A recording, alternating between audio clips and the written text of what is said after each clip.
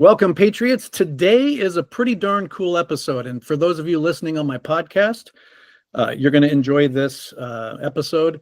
If you want, you can watch this video interview with Kostya Kennedy. He is a crazy, crazy cool guy. And I read his newest book, which is obviously why he's here. He talks about Paul Revere, the ride, Paul Revere, and the night that saved America. And as you guys might know, I delved pretty deep into characters, and I will say there are several things that you brought to light about Paul Revere and that evening and some of the events surrounding that I was like, wow. And that's what I love, because there's a lot of books about Paul Revere. There's a lot of stories about him, but I think you really set the record straight. But let me just tell you a little bit about Kostya before we begin. He's a former senior writer and editor at Sports Illustrated. He also authored True, the 4 Seasons of Jackie Robinson. And as well, he wrote the New York Times bestseller 56, Joe DiMaggio and the Last Magic Number in Sports, and Pete Rose, An American Dilemma. All 3 books won the Casey Award for Best Baseball Book of the Year. He has taught at Columbia, and he lives very far away from me in New York. So we have an expert and a great, wonderful author, and we're going to get to know more about him and his book. So welcome, Kostya. Great to be with you, Ron. Looking forward to talking. Yeah. So tell us a little bit about yourself, other than all, I only read just a portion of your many accolades, but like, what do you like to do if you're not, writing books or doing what you do? Yeah, so my life, I guess professional life, I'll say, is I work at Dot Meredith, which is the company that I was initially at Time Inc. Books, where Sports Illustrated was at Time Inc., and I spent a long time at Sports Illustrated, covered baseball, covered hockey, covered pretty much everything, and then moved into the books division, and now I oversee that division here, although it's not really a books division anymore. We do single topic issues, the kind you might see at your grocery store or at a Walmart. And I do them under the People brand, under Time magazine. It could be anything from an issue on Harry Potter to an issue on autism to an issue on Disney to anything that, a huge range of topics. And that's really, Ron, it's been a great blessing for me. It's the most interesting job I've ever had, as much as I loved traveling around and writing about sports for a while. Here I really get to cover such a range of topics. And it's really a lot of fun. I mainly oversee that, so I'm not necessarily writing on all these topics. That leads me to the books I've done always as part of my career. You mentioned the baseball books. Baseball is a big love of mine, and but those books also, the DiMaggio book set in the summer,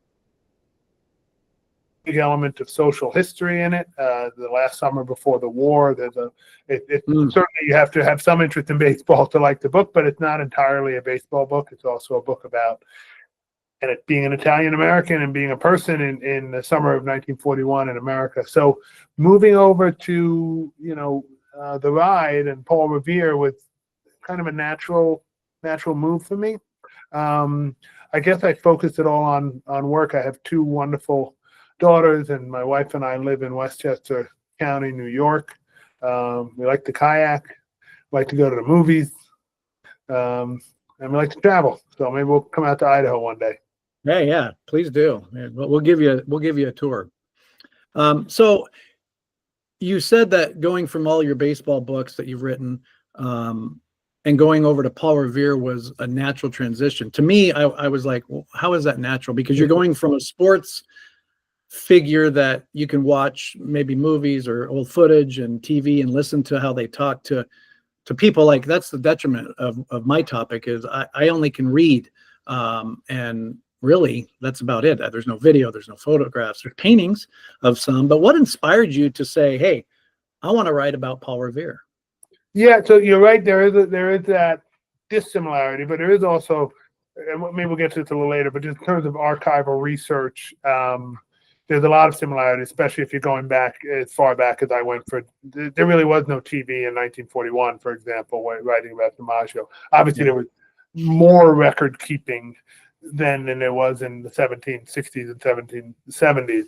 But it was something similar. He's such a the event and the figure has always had such a hold on me from a long time, both personally and I guess I'd say emotionally and intellectually.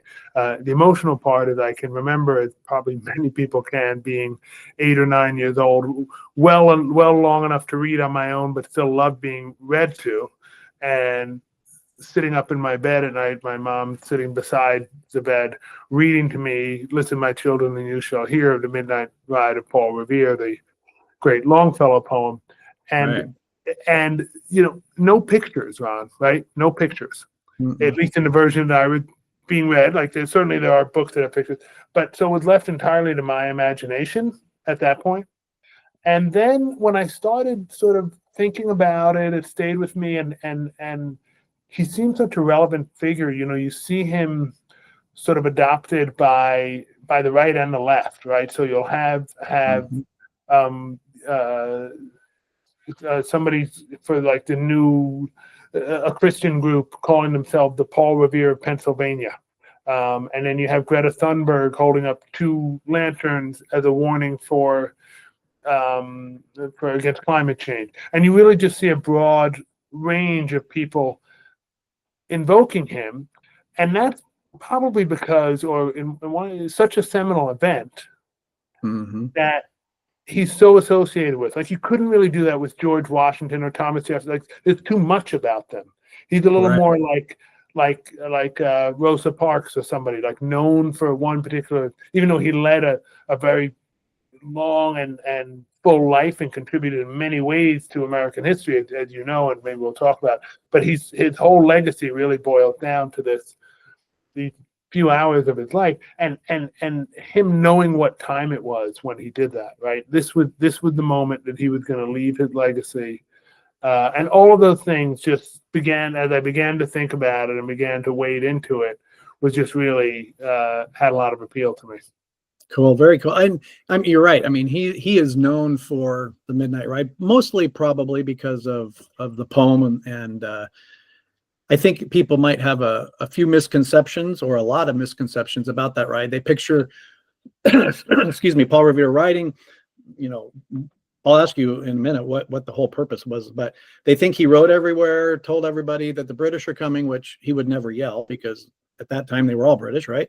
And he got off his horse and he saved the day. But he was one of 50 plus riders, and Sybil Luddington, the 16-year-old girl, rode 10 times longer than he did and didn't get caught like Paul Revere did. But it is one of the most famous parts of American history, and especially during the Revolutionary period. What, in your opinion, is the biggest misconception that people have about that night? Well, I think there's 2 things, and I think that you might have articulated a little bit just even in your setup there. One is, of course, that he was a lone rider out there doing it on his own. Now, that's a misconception, but he was by any measure the principal rider. For sure. And if you're going to do a poem about one person, it was going to be about him. Yeah. And not only that, there was one other person, William Dawes, who was sent out. And Dawes doesn't appear to have actually alerted people, or at least people from the towns he went through aren't on record of having made it to Concord and Lexington. But the other riders were all set in motion by Revere. So it's not as if he was one of many, but he was the spark that ignited it. The lanterns went up in the tower, and some people may have seen that in Charlestown and begun. But then it was Revere going through all those areas and spreading the word and telling people, and then people got on their horse and went here, and then they got there, and so on, so that there were 40 riders just sort of fanning out over the countryside. But he was the one who got on, and he knew what he was doing, right? He didn't take his pistols that night, because if he did, and the British found him, he could have been a dead man. So he knew the risk he was taking. He knew how hard it was just to get out of Boston. And one thing I want to say about Sybil Luddington and other people, what a wonderful story, a 16-year-old girl, right? This was 2 years later, right? And it wasn't as if, Revere went out, there were British men on horseback, and a ship set up specifically to stop this kind of messengering, and specifically to stop Paul Revere. Not only him, but he was the principal rider of the revolution. So in 1773, when they wanted to get word of the Boston Tea Party down to New York and Philadelphia, it was Revere who went. In 1774, he went up to Portsmouth to warn of what they thought was going to be a British attempt to take gunpowder from a store in Portsmouth. So he was the guy. It wasn't like it happened to be him. He was the Babe Ruth of the enterprise. Yeah. And something like Ludington, I looked into it quite a lot. Whether she rode and how she rode is a little bit in itself apocryphal, perhaps, some of it. She was a real person who lived, of course, but a very different circumstance. And I'd say that we might have only heard of her because of Revere. And by that I mean that almost every time you read about Sybil Ludington, it's the female Paul Revere. Well, she ran longer than Paul Revere. He's the sort of he's the benchmark, right? He's the figure. So I think what happened, the initial misconception, that's why I said it's sort of two things, is that it was just him, but it wasn't. He was part of his whole network, and he worked for Samuel Adams, and he was sent out by Joseph Warren, and he was doing the bidding of great minds who are organizing this thing. But then I think sort of the naysaying or the opposite side of it is to sort of say, well, he wasn't just one, but he was the figure, right? And he was, again, like if you're going to know one rider, one express rider, one sounding the alarmer, Paul Revere is the one to know, and he's the one who made the biggest difference. Yeah, well, and he wasn't a dummy. He had connections everywhere, so he definitely, and maybe if it was somebody else as the key rider, maybe they wouldn't have gotten through, because there were, like you said, ships and roadblocks, and I mean, he had to know his way, and not only that, but the back roads through the towns, and I mean, it is pretty fascinating. And in my research for podcasts, and I'm writing a historical novel about my 5th great grandfather who fought in the Revolutionary War. When you start diving in and looking and reading about people or reading what they actually wrote, I'm one of those nerds that love to read diaries of John Adams and every other founding father. In your research, which had to be immense, were there any discoveries or lesser known facts that you discovered that you were like, wow, I didn't know that? Were there anything like that? I think I don't know if there was sort of a mind-blowing single fact. I think the nature and character of Revere as a figure, and I'm not going to say this wasn't known, but it became clearer to me, sort of all the things you said about the way he rode, his preparation to that night. I call the book The Ride, and everything I've chosen to include about his, so it's not a cradle to grave biography. Everything is meant to be in service of the ride and getting him to that point in his life when those hours were going to change things for him. And sort of seeing his life, when you look at the other great leaders of that time in Boston, so Samuel Adams, as you mentioned, John Hancock, of course, very wealthy, John Adams, Joseph Warren, and so on. These are, people who went to Roxbury Latin, and then they went to Harvard, and they were thinkers, and they had family wealth. They had a long generations, in some cases, of being there. Even William Dawes, the other writer, had been there. Revere was not a privileged person. He was a smart guy who went to like a regular sort of writing school, didn't go to college, worked with his hands. He could make you a bowl as a silversmith. He became a dentist, and he could really ride a horse. This guy knew what he was doing on the back of a horse. And that he got so close to the elements of power. Like he identified Joseph Warren's body. He named his son, the first son who was born after Joseph Warren was killed at Bunker Hill. He named him Joseph Warren because Warren was as good a friend as Paul Revere ever had. And it seems that he was sort of the everyman who sort of rose up to be with these great leaders and great thinkers just by dint of being a man of action, being an intelligent, no mincing words describer of things. And I think that notion of his personality, and of course, then he went on and became a bell maker and rolled copper and adapted to the changing world. That's probably what impressed me, I think, the most. I think he, and I think people go, "Oh, Paul Revere, he did the ride that warned people." But yeah, you're right. I mean, he was a silversmith and businessman, and you go into great detail. And wasn't he the one that created the Boston Massacre? I can't think of the name, the template or whatever. Anyway, he drew that out, and it became, well, everybody knows it now, almost probably as famous as his ride, which he was a pretty good propagandist, because every single thing about that painting, I'll call it a painting of the Boston Massacre, is 100% inaccurate, right? It was done at night. His is showing in the day.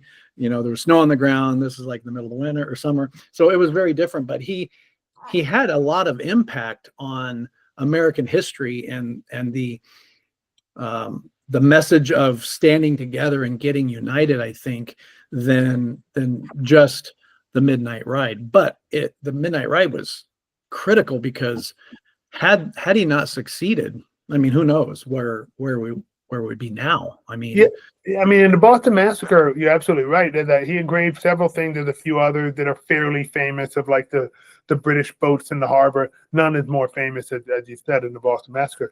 But he actually didn't paint it; he engraved that. So engraved it, yes. I couldn't think of the word. Who came up with the concept, who came up with that vision of it. And he took somebody else's work and engraved it and put his name on it, right? There was some dispute about it a little bit, but he had a much greater network of getting things out. Absolutely part of the propaganda machine.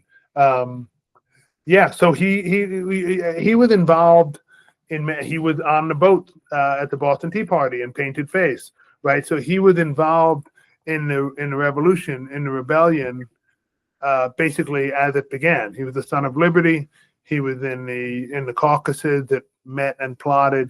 He was part of a spy network that followed around when the British were quartering in Boston in the mid 1770s, before 75. He was deeply involved in all those ways. Yeah, he's and maybe you encountered some of this. I've had many episodes about many different people, and I kind of follow a chronological timeline, but I also do bonus episodes about people. And I can't remember if I've done one about Paul Revere. I think I did about the ride. But when you start delving in to somebody's life, I mean, the people back then just seem to have been at the right place at the right time in history. Because, if somebody dove into your life, they would find amazing things. If they dived into my life, they would find a different set of, and the more you look at somebody's life, the more interesting or crazy, I guess it can be. But it seems like everybody back then that you dive into has just these amazing stories. Do you think it's just because it was at the time where we were trying to gain our independence, or it was the beginnings of the United States of America? Because everybody back then just seems to have these amazing stories, and Paul Revere is no different. Why do you think that is? It just happened to be I think two things. I think two things. Obviously, the people, when we're thinking about and talking about it, even if you do you obviously know your history very well, and even if you do a deep dive and look at all different people, we're still only seeing a fraction of the population, right? The tiniest fraction, right, whose stories have survived. So for their story to have survived, there probably is something noteworthy about them. Yeah, I think that they would be, all of those people very much knew what time it was, and same with the people on the British side. So Thomas Gage and Pitcairn and the British generals. Yes, we were all British, but I mean the Crown, uh, uh, the people representing the Crown and the Royal Army. People were aware that this was a time, and it had been building up since the late '60s, since the Stamp Act, and since the British had sort of come into Boston. So a lot of things were documented. Just simple discussions were documented. People were more likely to sort of keep diaries and get them out there. There's a few excellent surviving diaries that tell you a little bit. And some of this I found very interesting, and just sort of used it to sprinkle in as best I could just about everyday life, about what it was like, to be a farmer then, right? And to have to forge a path or lay down a footbridge or whatever it was in daily life, and how much of life depended upon daylight. Then there was, of course, there was electricity came just after this, and then took a while before it was really widespread, of course. But there wasn't a lot of light beyond what the sun gave us, or the moon in some cases.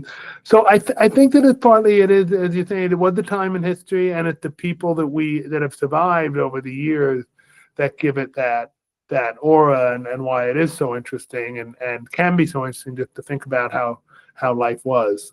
Yeah. What do you think, if Paul Revere could see your book, if he could see how he is remembered today, what do you think he would say about that? Can you? That's a tough question, but yeah, it's a good question. I hadn't thought about that. It's a good question. I think he would be proud of it. Although he was also fairly self-deprecating. Part of the reason why we know he was the one who was asked to give depositions immediately and then later on. And so much of what is known about his actual experience is from his own description of it. We might not have even known about William Dawes, the other rider who was sent out, if Revere hadn't mentioned that he was sent out, and that led to more knowing about him. At one point, he refers to himself as a mechanic, and that's a term that now obviously it's more associated with automobile fixing, I think, in today's world, but we know what the term is. But he was really what people, even in the late, when he gave this account, it was 1798, people would have referred to him as an artisan, not as a mechanic. A mechanic was kind of a little bit of a coarser, more vulgar term of sort of a lower class person, for better or worse. That's the connotation that sat around the word. Right. And that's how he viewed himself, as just one of the people, like, doing the job.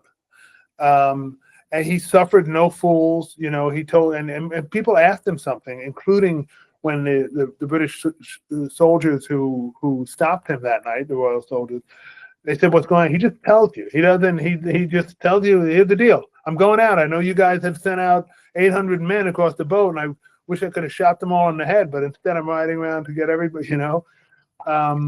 He gave the news clearly. John Adams had a great quote, which in context, maybe you'll get it just from how I say it, but in context it was so powerful. It just said, "Paul Revere will give you the news." Yeah. And it just meant, it had this almost like, I don't know, Walter Cronkite element to it. Yeah. Like, he's going to tell you it with no frills. He's not going to spend a lot of, he's not going to extrapolate or anything. So I think that he would have, I think he'd be proud of what he did. He was proud of it. He was very protective. Some of the things we don't know exactly is the names of the people who he initially spoke to, because people were afraid to have their name out there then. Now it's like, oh, they would be heroes. But at that point, many people, I can't have the You'd be a traitor. Right. Yeah. You'd be a traitor. And you could be obviously severely punished. So, and he protected people, right? So he would say, oh, I met a friend. I met a gentleman, or something like that. Often they use the word friend. And that was, he's not alone in that. That's sort of the words that were being used then, and the way people kept some anonymity. But I do think he was aware that it was the signature event. And although it gained prominence much later with the poem, even in the one of the lanterns, of Revere's lantern is on display in the Concord Museum, which, if you stop to think about it, sort of like, why is it? It was hung in Old North Church. It was never seen in Concord. It's way, way too far away. It's 13 miles away. It was just seen in Charlestown and maybe some places around there.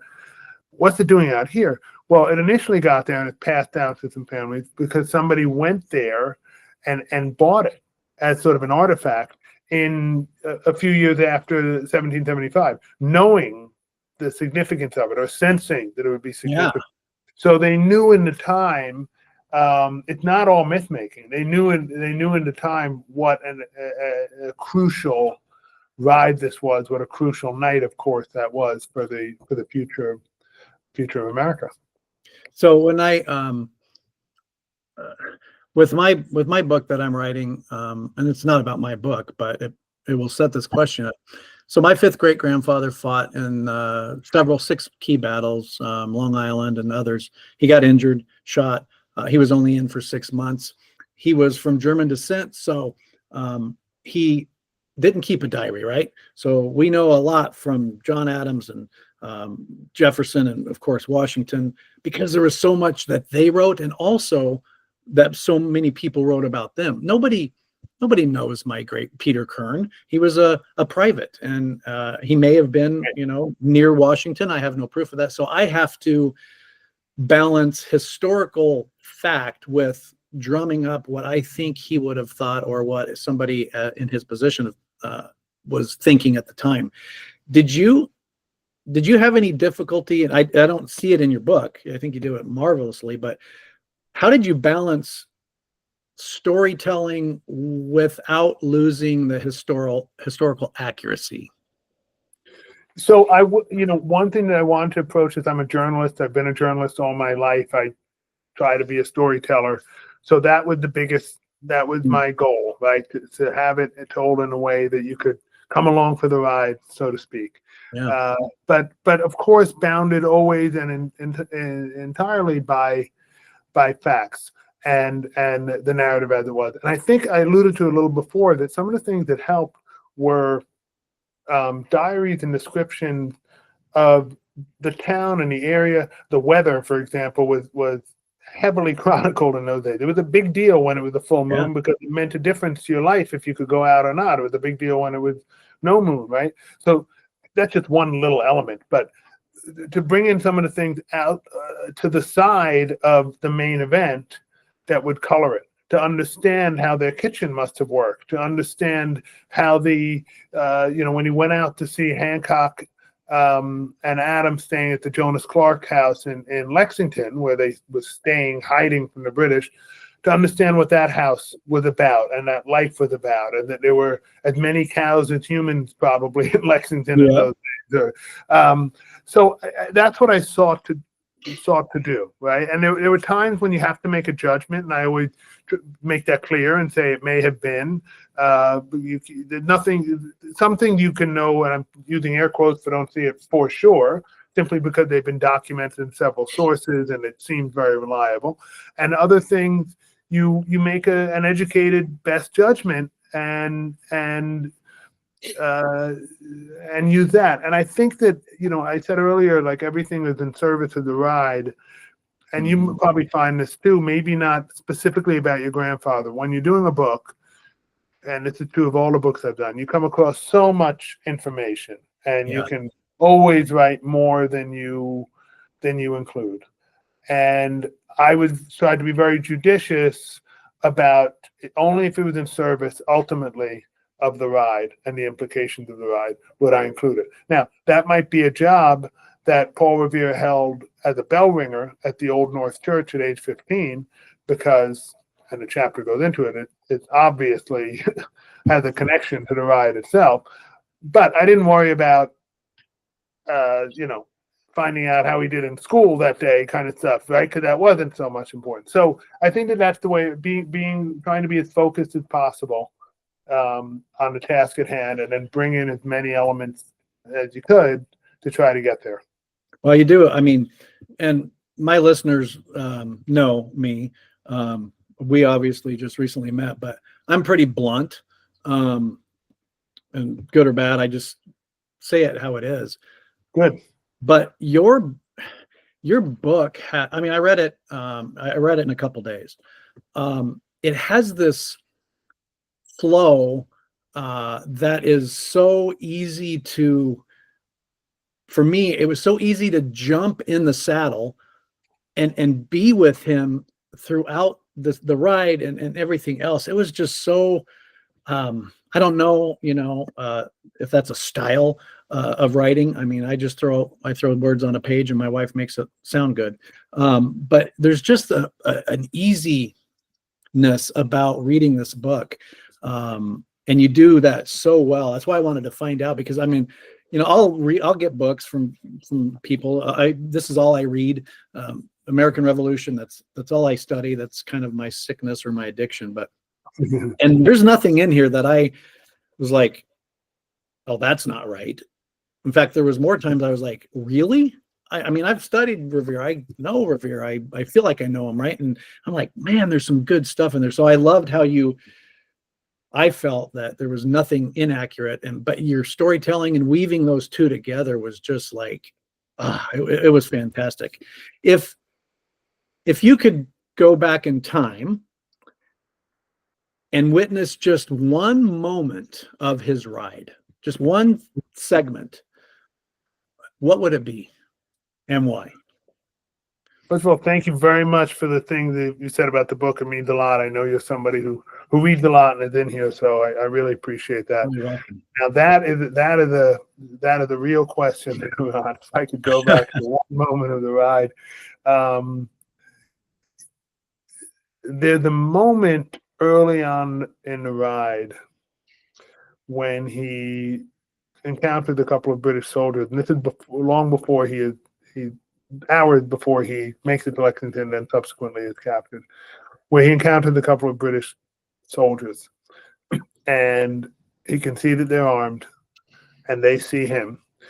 And I'm telling you, everybody knew the name of Paul Revere. They knew Paul Revere's name in London, right? He'd been riding for the revolution and they wanted to stop him. They didn't necessarily know him by face. There was no TV. There weren't really pictures of him in the papers in those days, were just long sheets of words, right? So, but it was a critical. He knew that he couldn't be caught, and his getting away at that moment, and his description of it, that they paused and they were there, and you can imagine it, right? It's that there's no other light except for the moon and the stars. And there's two of them, and there's one of him, and they have guns, and he doesn't. That maybe I think would be a moment that I would have liked to see, because it was almost ended before it really began. It had slightly begun, but it ended almost before it began. And then, you'll find out for those who read the book what happened, but obviously he continues on. And that was one of the moments. But honestly, I would have loved to had been sitting in his saddlebag the whole time. Yeah, for sure. But yeah. And I always think of, like, when he got away from those two, I wonder if after the fact those two realized what opportunity they had at the time. Who knows?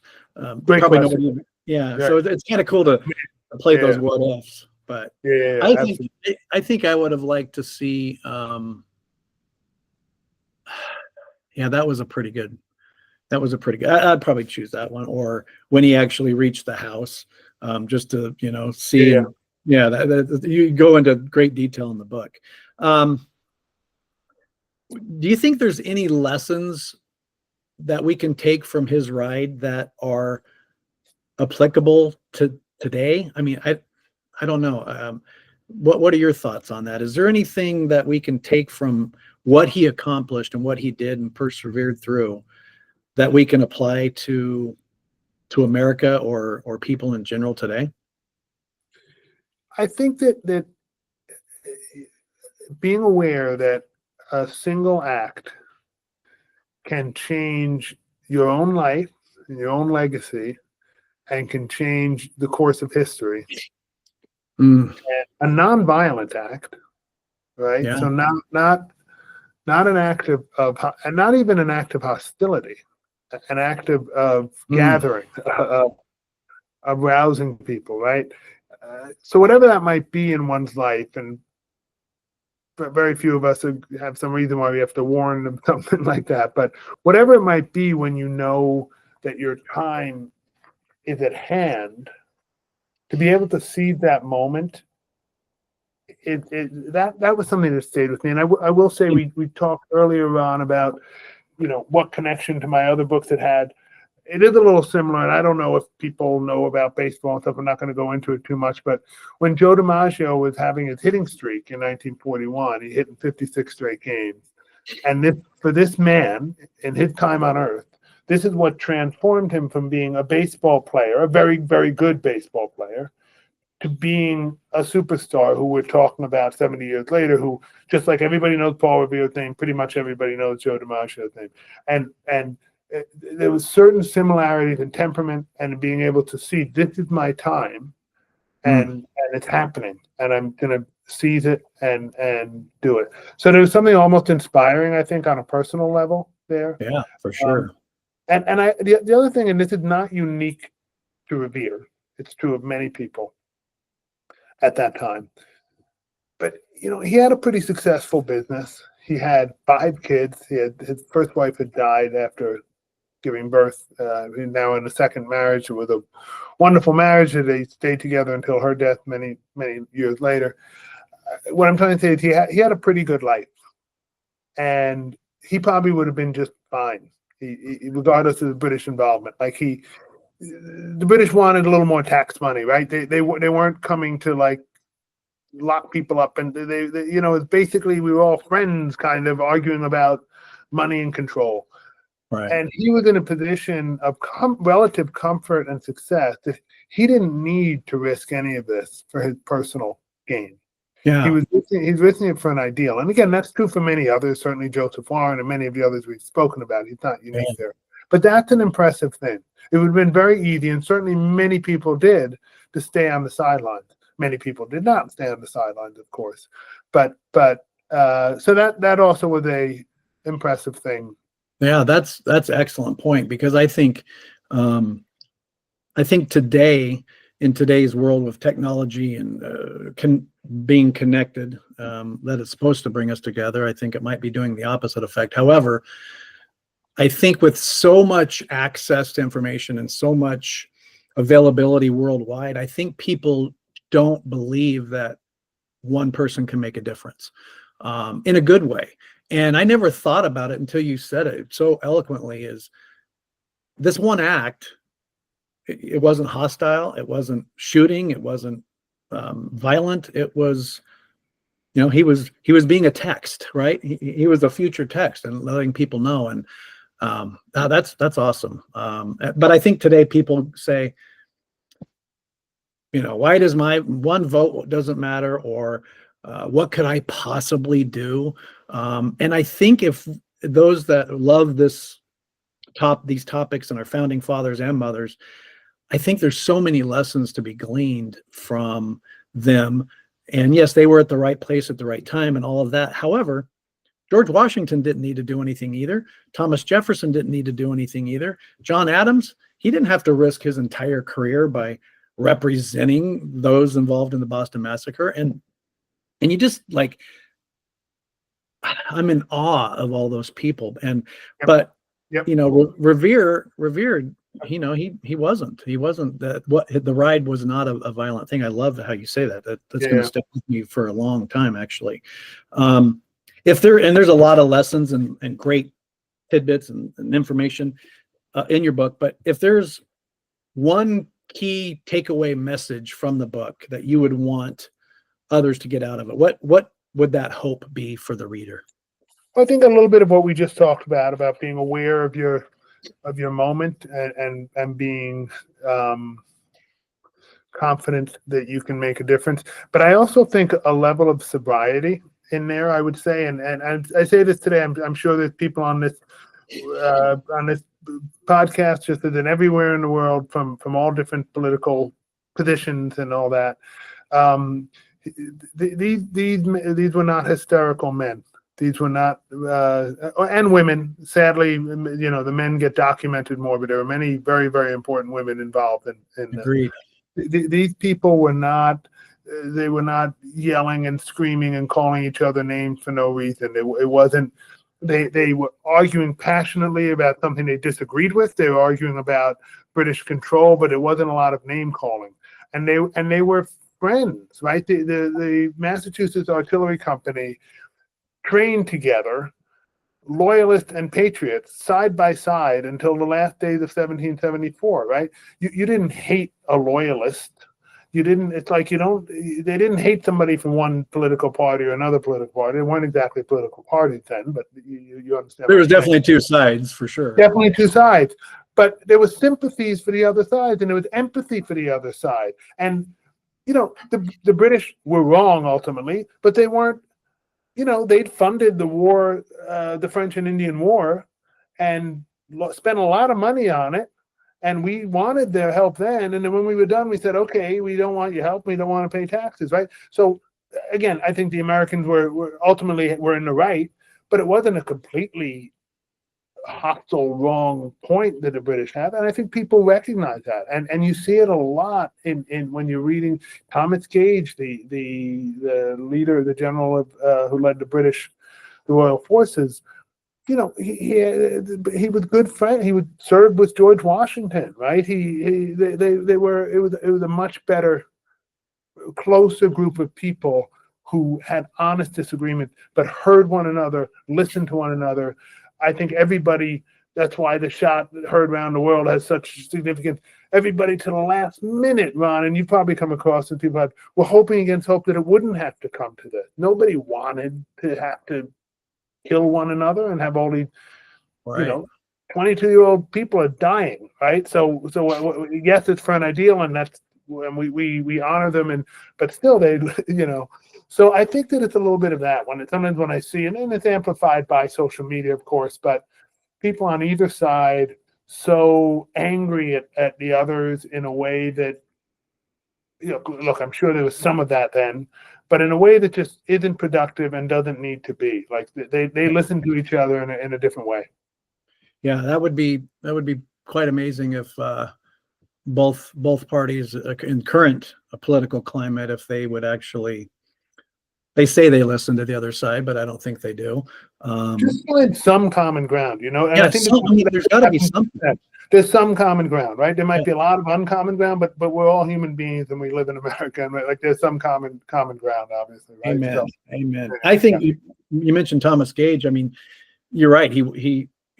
I think he was too good of friends because he wouldn't enforce anything, and he wouldn't I could do this and I could do this, but maybe not. And he got to the point where King said, dude, you're not doing anything to stop this. So he, recalled him and all that. But man, can you imagine having that kind of relationship where you could have a disagreement and not, say, I'm the boss and, go shoot somebody, or no, I'm right, you're wrong, and therefore it's my way. I mean, that's kind of how it is. It's getting off topic, but I'll just say it because it sounds like a place where we exchange ideas.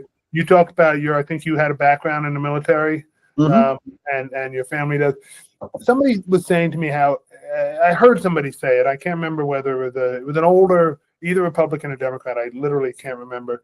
Was saying that there was a time in the Senate when so many of the senators had been in the war, or had served in the military on both sides, and this in itself gave them a common ground. This meant that they had a respect for one another.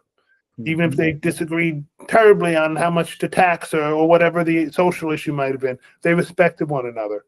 There's far fewer of those people now in Congress on either side. Yeah, and I think that's been. I'm just thinking about it. You're talking about that's yet another divide in place. There's not a common place. Yeah, it's very divisive. But the divisiveness today versus the divisiveness back then, I mean, is a lot of different reasons, and TV and text and social media and all that. But all right, I'm going to ask you a few questions, and it's kind of like wrapping it up a little bit. But if you had to describe Paul Revere in just 3 words, what would they be?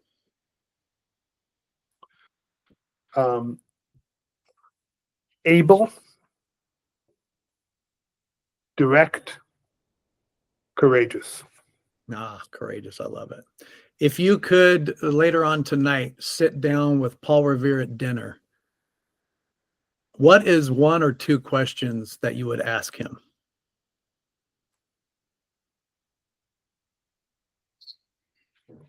When did you realize that you were that your mission had been successful? Mm. And at what point did you think you might die? Can you imagine having that conversation? gives me goosebumps, but I'm a history nerd. So what is there another historical event that you would, doesn't have to be, in the Revolutionary War era, but is there another historical event that you would like to, or maybe are thinking about writing about in the future? I don't honestly have an answer to that. There are a few things I'm kind of kicking around in my alleged head, but I haven't gotten there quite yet. Okay. So just going to pass on that one. All right. Last question before we open it up to anything else you want to share is, if this book is turned into a movie, who would you cast as Paul Revere? Are you free? You want to do it, Ron? Yeah, I don't know. Yeah, I'll do it. Sure, I'll do it. I'll take it on. I know I've thought about a few different people. Tobey Maguire, we know he looks good on the back of a horse, right? Oh, yeah. Seabiscuit. It's got to be somebody who's physical, has a can handle himself. He's somebody that comes to mind. I know Casey Affleck is from Boston. He's had a little bit of stuff. But there's some there. I think you want an able person. Revere was 40, so it doesn't have to be the youngest person. It can be a person of middle age. Those two come to mind as possibilities. I've seen probably, I think, every documentary and although there's not many movies about George Washington, but mostly there's documentaries or docuseries. But when I picture George Washington, there's one series that gets George Washington exactly how I feel he would look, exactly, more importantly, how he would sound. And that's Turn, which was, a series, but people always say it's highly inaccurate. And I have to disagree. Turn's fairly accurate. They take some liberties, obviously, but you have to have the right, or if you cast the right person to be Paul Revere, you want it to be believable. So maybe somebody from Boston. Is there anything else that you want to share about? Yeah, I could see Adam Driver doing it too. Adam Driver's another person. Yeah. Him doing it. I think you can't have somebody with a too heavy a Boston accent or too heavy a British accent, right? Right. It's not. Anyway, Joseph Gordon-Levitt. Now I'm thinking about it. Anthony, you're gonna write to all these guys after we're done, right? Oh yeah, they're in my phone. Yeah, I'll just send them a text, right? Cool. Sounds good. Well, I just, I know you're super busy, and I really appreciate you taking time out for this. And any final thoughts, or have we covered all of it? I think you did a wonderful job. I appreciate the time with you. I'm looking forward. The book officially comes out on March 25th. I'm excited for it. I had a wonderful time reporting it. The people I got to meet, the descendants of Revere, people around the Old North Church, and so on. I appreciate the conversation. Wonderful talking with you. Everybody, you need to get this book. It's 266 pages of history, but it's much more than that. If you're listening on the podcast, just as always, look in the notes. I'm going to have links on how you can purchase his book once it's available. And I'll have links to Kostya, and so you can explore him.